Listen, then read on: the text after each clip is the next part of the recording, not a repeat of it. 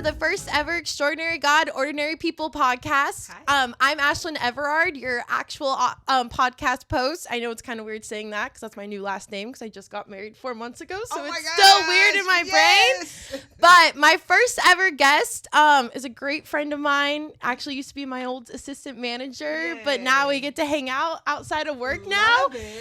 Miss Debbie Stewart. Yay! Hi guys. So little nervous. I know I'm nervous. We can be a little nervous getting back on. Yeah. But first question out of the gate. All right. What is your favorite bagel place here in Nashville? That's such a great question. And it's because of you that this place is my favorite bagel place. It's a place called Proper Bagel. Proper Bagel is absolutely phenomenal. They have not only some of the best bagel flavors, but they have what seems like 1,000 different cream cheeses. I mean, it is so amazing. And I am very excited to talk about it because I might leave here and go over there now. Let's go. I'm thinking about it. But no, Proper Bagel is amazing. I went over there and my intention was only to get like one bagel and just, take a taste of it. I ended up getting 4 bagels because of all of the different flavors of cream cheese. And then they allow you to taste the cream cheese. It's like being in an ice cream store. I didn't know that. They do. And so it was amazing. So Proper Bagel, baby. It's over by Belmont University. Mm-hmm. Shameless plug. We're going to go get some later. Funny enough, my husband, Ike, he's going to actually do a bagel documentary about the best bagels here in Nashville. And Proper just got back to him to go film. What? So that's going to be amazing. Oh my gosh. Yeah, Proper. An extra. Yeah, I will sign you up with that. Proper Bagel and Mr. Aaron's is the 2 that got back to him. Love that. Yeah, so he wants to go in at like 4 a.m. and watch them make the bagels and everything. It's gonna be amazing. Yeah, I'm a little bit jealous. Me too. I'm not doing anything. I'll bring. I know. Other than sleeping. I'm awake. I'm waking up for this. But on this podcast, I just really feel led in the spirit that there was something about being able to put other people's stories out and have their testimonies be told. Yeah. There's something so powerful about a testimony that the Lord has worked through you. Yeah. Doesn't matter where you come from, what your story is. Mm-hmm. God has completely used every single person, even if they don't know him yet. Absolutely. And so I kind of want to start back in the beginning. Can you tell me a little bit about your childhood and little Debbie and how she learned about the Lord, or if that was later on in life? First of all, I want to say thank you so much for inviting me to welcome. Come and hang out with you. I think this is absolutely phenomenal, and this is absolutely useful, just being able to hear something that's a little refreshing on social media, and I love this. So thank you. I will say this, when you talk about, let's go back to little Debbie, I love that. Little Debbie's upbringing initially did not start with going to church with my parents. I used to go to church with my grandparents. Aww. And it was only because I would be over their house on the weekends, and so I would actually go to church with them. Now for me, church was all about, Granny, do you have the lemon drops and the peppermint? Because that's all I cared about. I knew that now mind you, I'm 176 years old. She always says that. And so when we would go to church, I always knew that my grandmother would keep a peppermint and some lemon drops because those were my favorite candies. And so sure enough, I was excited about that. So as far as listening to what was being said from the pulpit, I had no idea what was going on. I just knew that the music was loud, the people sang loud, and they seemed to enjoy it. But I didn't know anything about like what was really happening.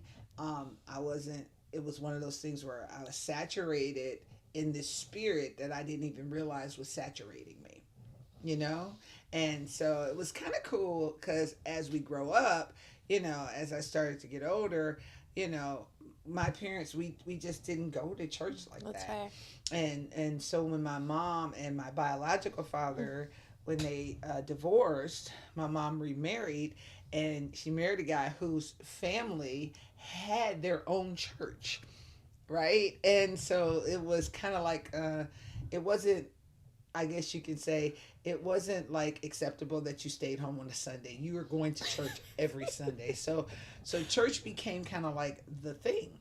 And so I was older, so I was like in my teens now. Okay. So now I was looking at church from a different perspective, because now I'm like, I really enjoy the music. Okay. And so understanding the music was kind of like the first push for me. And then it was, as I started to saturate in the music, then I started to actually pay attention to what the guy in the pulpit was saying. And I'm like, oh, that was kind of good what he just said, And so slowly but surely it started to matriculate. And I just started to really just kind of embrace what was being said. And then it was so crazy because when I finally decided to walk up, to take the walk, Yeah. To go and give myself to God, it was one of those deals where It's either that or raise your hand, I know, or yeah. right? And so, that's when they're standing there and they say, will there be one? Will there be one? Someone, if you want to come. And I'm Yeah. like, okay, Me. I guess it's my turn. And so I went up and I sat in the chair. They have the chair in the front of the church, and I sat in the chair, and they asked me the question, why do you want to come and be a part of this ministry? And I said, because I like the music. Hey. And so then they said, they asked me a few other questions, and then they said, do you want to be baptized? And I said, yes, I want to be baptized. And it was from there they asked, of course, the question, do you believe in Jesus Christ? And do you believe that Jesus Christ is your Lord and Savior? And I said, I do. And so from there, it just, here I am, and into a whole nother gamut of just life and ministry. Wow. And so, yeah. So was your biological dad the pastor of the church, or he just owned the church? No, my biological dad and my mom, they separated. This is my your new stepfather. My okay. bonus dad. Your bonus dad, was he the pastor? No, he wasn't the pastor. His dad was the pastor. Yes. Wow. Right. His dad was the pastor, and Clyde Tisdale, Reverend Clyde E. Tisdale, was absolutely a saint. Him and my grandmother, Thelma Tisdale, they were absolutely amazing people. That's awesome. And so first of all, going into a new family, as a young person, and trying to just embrace that was already kind of like, whoa. But it was really pretty amazing when they never looked at me any different than one of their own. And so that was what was so welcoming, which I think was also the reason why it was so easy to feel at home in this church. But I guess in hindsight now, I realize that the reason why I felt so much at home is because the Lord was there. Yeah. I mean, it was not a question of if this church had what it takes to make sure, but the Lord was there in that church, and you can feel the presence. And so it was amazing. That's amazing. So was that back in Ohio then? That was in Toledo. Okay, in Toledo. Okay. The church is Rochford, Ohio, and Rochford First Baptist. And again, I knew nothing. And when I walked in there, I learned almost everything. So with your baptism, was that kind of the turning point, do you feel like, in your faith and living it out? Or was there something that just was still not difficult to understand, but I feel like some people can just get baptized, because I was baptized at 10 months old. I didn't really have a say. No idea. I had no idea. They confirmed me again in 8th grade when I was 14. But again, at 14, I have no idea what I was saying. So do you feel like at that moment you knew what you were saying and agreeing to? Or was it still kind of like, I like the music? That is such that question is so good, because honestly, at first I thought I'm only doing this because my new brother and my new sister were, they're doing it, so I'm going to do it too. But then after I was baptized, it really was interesting, because I felt something a little bit different. I felt a tug, like, you're supposed to do this. And it was more than just, now understand this. I accepted the Lord Jesus Christ as my Savior on that day. However, I didn't realize the depth of what that really means. Yes. So to answer your question, it was about the song. It was about the brother and the sister going up. But I did feel something different on that day. It was one of those deals where I wasn't totally like tuned into, okay, now this is where my journey begins. It was more like, all right, we're baptized. We're doing it. We're gonna go eat, And so, but Sunday church lunches dinner, always hit different. always the best. And so, I'm sorry, I'm having a private summer. No, you're good. Her house is amazing, though. Thank you. So do you feel like there was a moment that it clicked for you? Yes. That you knew, okay, this is what it means to follow Jesus now? Absolutely. And it's interesting because that moment still didn't come straight away. I started kind of doing different things in the church, and I started, working with different committees of the church and ministries of the church. It did not automatically just click in and say, this is why you're doing this. Yeah. It was one of those things where I'm doing it because my mom said I have to be in this and I have to be in that. And so that was the initial push. But then there was a pastor who came from Chicago, Illinois. His name is now Apostle Harold Wilson. And I will tell you, when he came and spoke, something was so different about what he was saying. And it spoke so deeply to me. And I was like, oh my goodness, really? I get it now. I actually am a chosen one to walk this line of Christianity and to understand that, God has such a greater purpose for my life. And I will never forget what that felt like on that day. On that day, I literally wanted to go back up and be baptized again. But, in speaking with the ministry, they were like, you don't have to do that again. You've already accepted the Lord Jesus Christ as your Savior. And so, but it was just something that was pulling me to say, do it again. But I didn't. But I understood now why I did it the first time. You know what I'm saying? That's amazing. I understood it better. Yeah. So it was pretty cool. I feel like everyone has one of those moments. Oh, yeah. Because growing up in the church, quote unquote, I've met so many people who didn't grow up, and it almost clicks right away at an older age. Yeah. But growing up in it, you're like, well, this is what my parents told me to do. Yeah. And I'm supposed to read the Bible, and I'm supposed to do this. Right. And then it wasn't until I got older myself that it kind of was like, wait a minute. Yeah. This is actually what it means to do that. Means. And so that was quite a moment. I mean, for me, it was really a moment because I'm like, wow, immediately in my head as a young adult / still teenager, I'm thinking, yeah, this is what I want to do. Yeah. I think this is what I need to do. This is what I should be doing, working in this ministry and understanding, how to go and bring people in and, all of that, Now, I will say,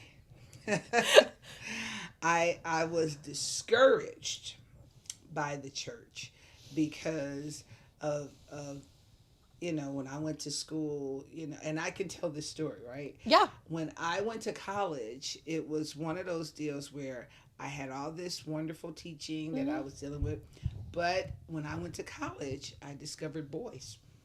And so when I discovered boys, I was at college and like, oh my gosh. Boys. It's boys. I mean, I didn't care at first because I was an athlete and, I had no interest. I mean, I didn't just say interest, but anyway, that wasn't my focus. I was focused on being a volleyball player. But I discovered boys, thought I was in love, and ended up becoming pregnant.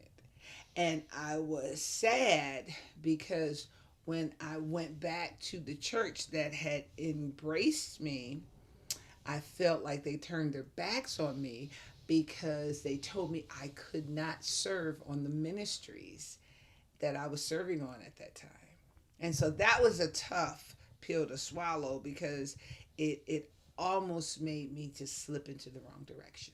And that's the truth. I was going to ask, was ministry something you kept going on through college and through everything? But that kind of answered that question. Yeah. So was there a point after having your two beautiful kids that the church finally accepted you back, or did you have to go?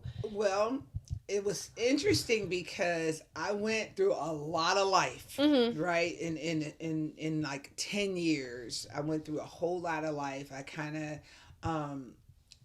I walked away, so to speak. I would go to church, but I didn't have the same oomph. That's fair. You know? And so it wasn't until I moved to Nashville. Really? Right. And I was 100, just 100. And when I moved to Nashville, no, I was like, 30, whatever, when I moved to Nashville. And so I got here and I still didn't care anything about looking for a church home or anything like that. You know, I knew I wanted to go to church, and okay, eventually I'm gonna have to go to church, you know, because I like church, you know. And so I went to this thing in the park that they had. It was like a come together day. That's what they called it. And you know, I'm listening to these people sing, and we were having fun, and it was it was a mixture of all kind of different stuff going on. And so, but this guy was on the stage, and when he started singing, I was like, what in the voice is going on? And so I was like, what a voice. I said, oh my God, I could listen to this guy forever. And when they said he was a pastor of a very large church here in Nashville, I was like, I got to go to that church. And I told my cousin, I said, we're going to go to that church. And sure enough, we went to the church. And it was from that moment that everything hit as far as what's going on. I will forever be indebted to that pastor because he was absolutely the reason, even though my rationale may not have been on the ministry at that point, but because his voice, music, spoke to me yet again. And because his voice and that music spoke to me yet again, I thought, I got to go to that church. And when I went to that church, that's when ministry really became real for me. Did you get back into ministry then? Big time.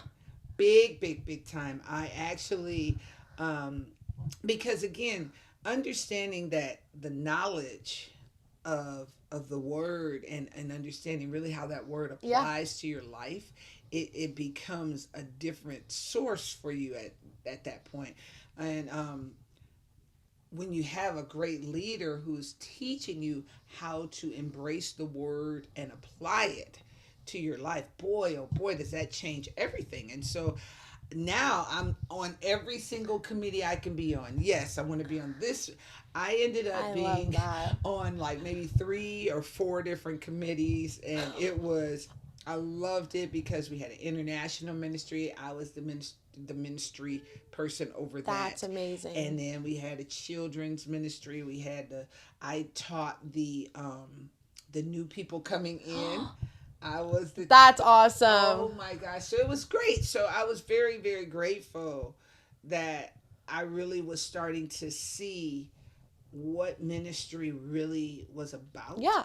And being able to embrace like my purpose in that ministry. I think that's amazing how God used the story of starting your ministry heart at a younger age and then still pursuing it even through those harder times then come full circle back here in Nashville to be able to give not only God's people a purpose, but yourself a purpose that God had for your life. Absolutely. Were your kids younger at that time still too? And yeah, they were young. So, I mean, my daughter was 10, my son was 3.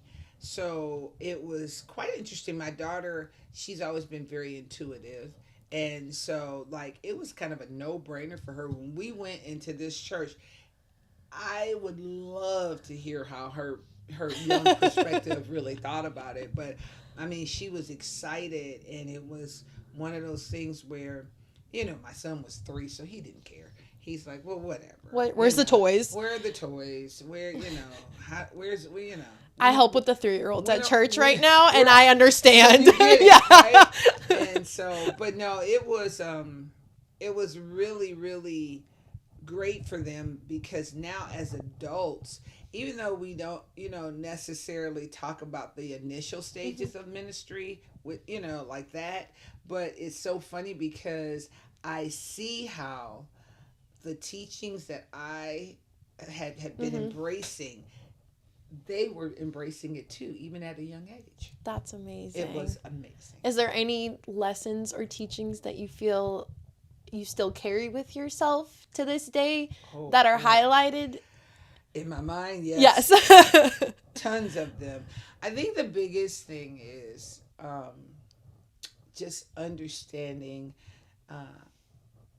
that ministry is not just inside the walls of the church. That ministry is literally an outreach every day. And understanding that you never know, and I think you alluded to this earlier, you never know how your story is going to impact someone else. And, you don't have to be called a preacher or even a minister to be able to minister. And just understanding that the souls that you touch are valuable. And it doesn't mean you have to go and preach a sermon to somebody. You can say small things that will change people's lives. And when I start seeing that in action, when I start seeing how, people would come back to me and say, it's because of you I joined church, and it's because you said that I had purpose, or, when you can see that purpose in someone and be able to go to them from a place of worship, so to speak, and talk with them and help them understand that we are collectively on this journey. Yeah. To make the ministry much larger than inside the walls of a church.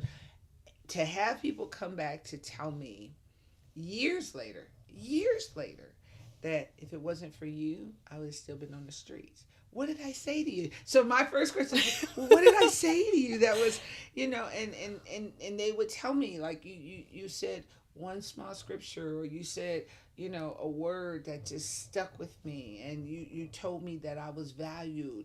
And I think that is a very big part of ministry, because some people always think, if you're not mature enough in the ministry, you think that you have to be in a robe, and you have to be the one standing and preaching over the entire congregation.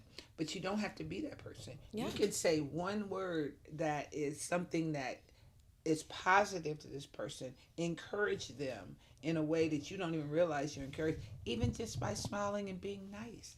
Kindness is in our ministry, right? And so it really is beneficial when it even though it shouldn't make me feel this great, but it does make me feel like I am working in the right way to honor God when people come to me and they say, listen, you touched me. And I said, no, God touched you. I just brought the right vessel to you so that you understood that if not for God, we have nothing. Yeah, just plants the little seeds. Planting the seed. Yep. That's crazy. Yeah. And I think that a lot of people, especially myself growing up, you just hear pastors tell you, and you automatically are like, I have to do this, I have to do this. But God, honestly, at the end of the day, is just go make disciples of all nations. There you go. And how else are you supposed to reach the unreached if you don't go to those places and actually be able to have conversations? Because honestly, people just want to be seen. Yes. And I've noticed that since college that I really struggled with making friends. And honestly, all I wanted was someone just to see me and understand me. And it's hard in that moment that you're 18 and you're like, I know God sees me, but does he really see me? But you just want someone else to be able to see you on earth and validate that.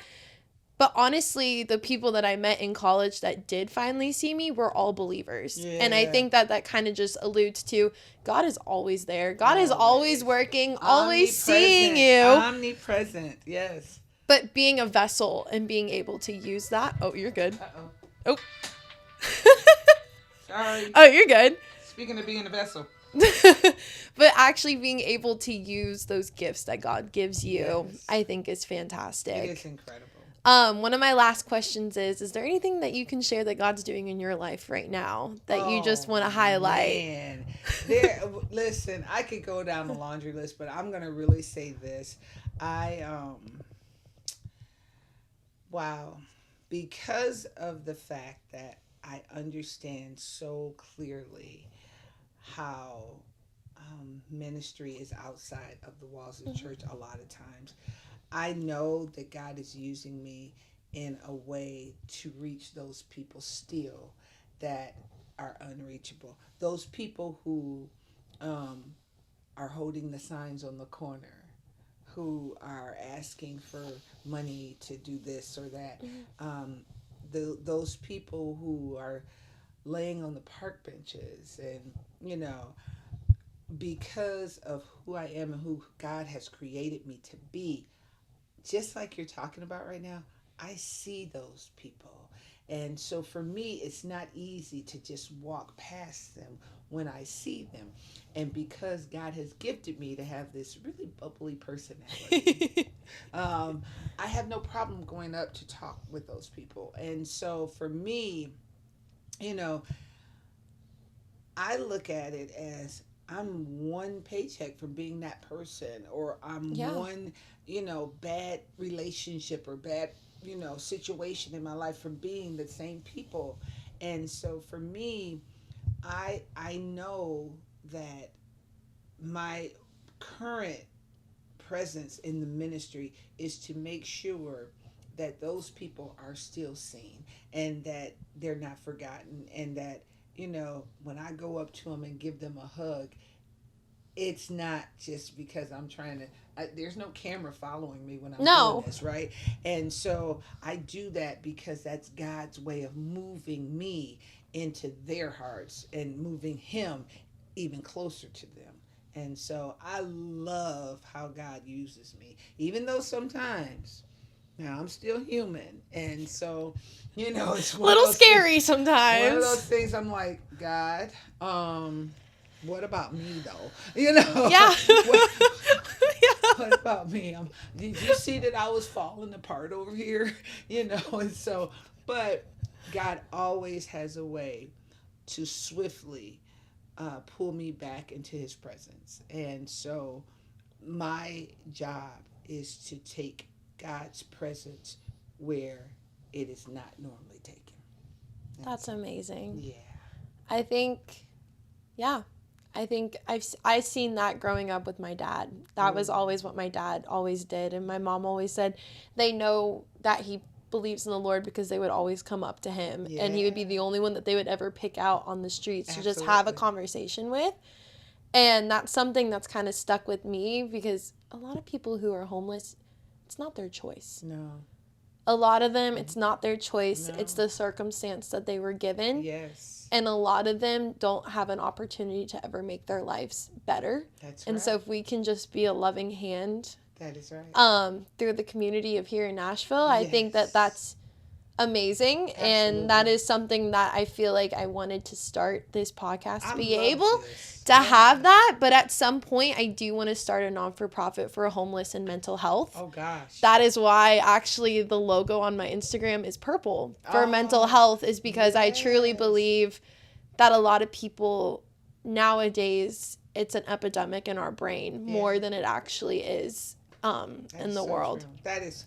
Man, good for you. Thank you. I'm proud of you. And so just to hear that story, knowing that there's other people out there ready and willing to help in any way, I think is let's go. And even at the hotel, when we were working at the hotel, I realized that there's so many people just being kind. Yes. and touching their lives, even at a 4-star resort. You right. never know who you're going to meet there. That's exactly true. And crazy story, one of my last days there, 3 groups of people that I've helped in years came up all at the same time in like a span of 2 hours. And I was like, this is really weird. Wow. But they all remembered me, and then they would always ask about other people.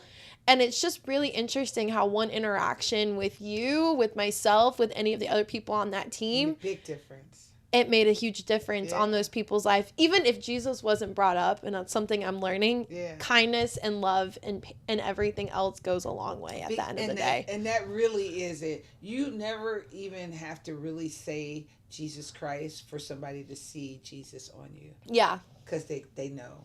And that's something that I'm learning, I think, in just my everyday life. I don't feel like I'm a mean person or go out of my way to do those things, but I always thought I had to use those words or I had to preach the gospel. Mm-hmm. And what I've honestly learned is the way that you treat people and the way that you show kindness and just allow them to be able to tell their story and hear them. Just listen. Just listen. Yeah. That's it. That's it. That you'll be able to then have those conversations when the time is right. When the time is right. And there is a right time. Because no one wants to be forced on. No. Not at all. Not at all. Especially in this day and age, no one wants to be able to have anything forced upon them. Yeah. But the Lord is softening their heart, even just having a conversation with them. And most of those people can see the Lord in you without you ever even saying a word. They can see it. And a lot of people will say that even to me. You know, they're like, listen, there's something different about you. And I'm like, well, I don't know what it is. I changed my hair today, you know, or whatever. But, you know, I try to joke it out. But I know exactly what they mean when they say that. So that's awesome, though.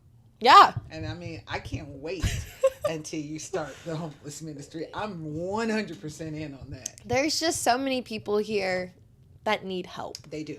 And there's no way that we can all help all of them, but if we can just shine a little bit of light, I feel like one person at a time. It's going to help a lot. It's going to help. But thank you.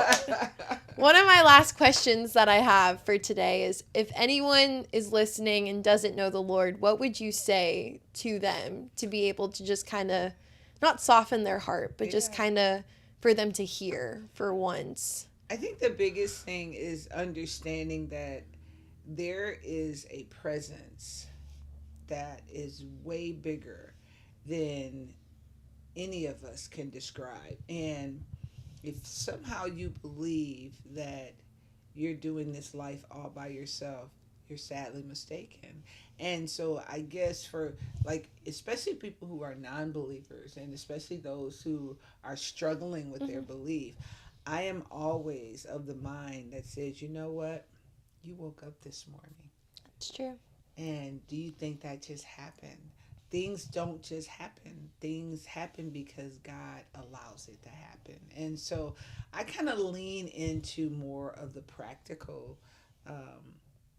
ways of approaching people who I know have no idea about God. And some people do, you know. Yeah. They know more than I ever thought.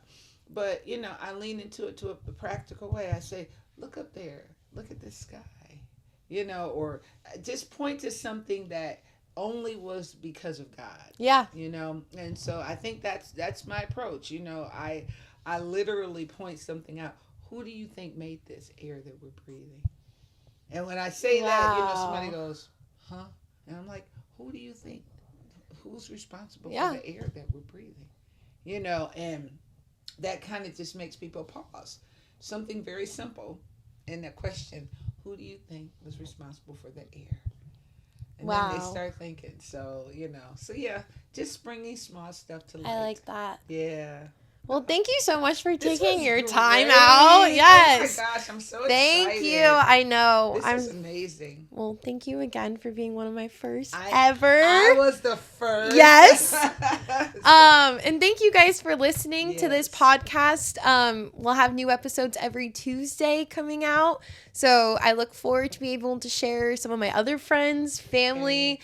And if you guys want your story on this podcast, I have the email in my Instagram. Please please reach out. We would love to have you on the podcast for your story to be told. So I hope you have a great rest of your day, guys. All right, guys. Bye. Have a good one.